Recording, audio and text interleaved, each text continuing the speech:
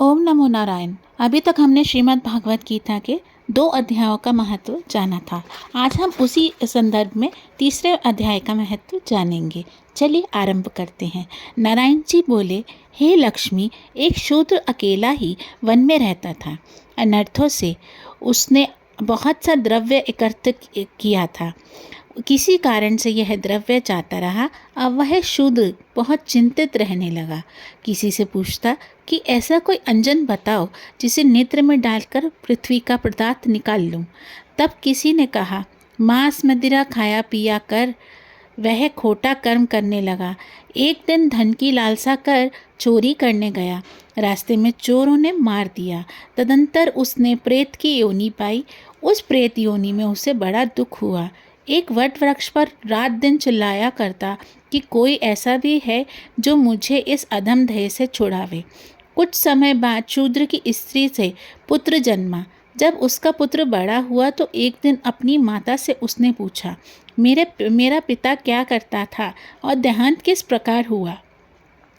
तब उनकी माता ने कहा, बेटा, तेरे पिता के पास धन बहुत था, वह सब यूं ही जाता रहा। एक दिन धन की लालसा से चोरी करने गया, परंतु मार्ग में चोरों ने मार डाला।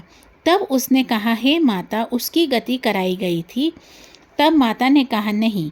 फिर कहा, हे माता, उनकी गति करानी चाहिए।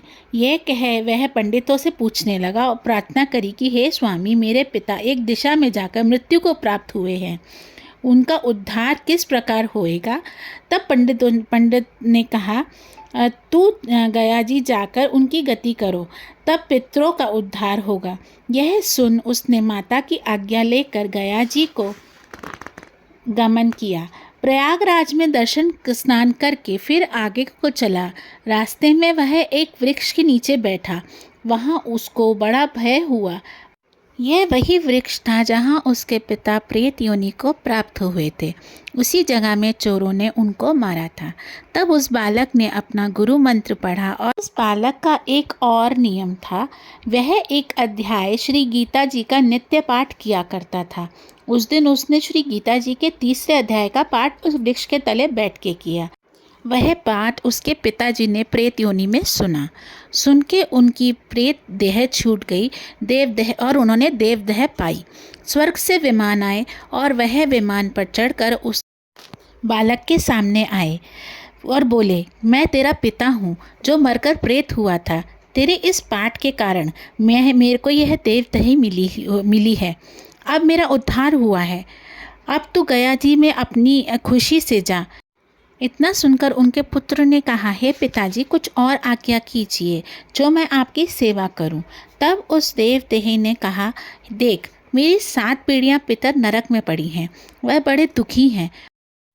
अब तो श्री गीता जी के 3रे अध्याय का पाठ करके उनको इस दुख से मुक्ति प्रदान कर। इतना वचन कह कर वह देह देही स्वर्ग को गई। तब बालक ने वहाँ 3रा अध्याय का पाठ किया और सब पितरों को पुण्य देकर वैकुंठगामी किया। जो प्राणी श्री गीता जी के पाठ करे, जो श्रवण करे, उसका फल कहाँ तक कहने में नहीं आ सकता।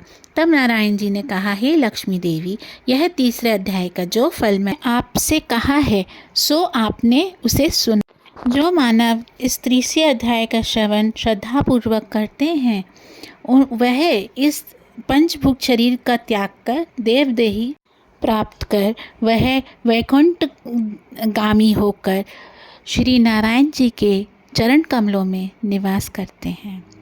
जय श्री हरि।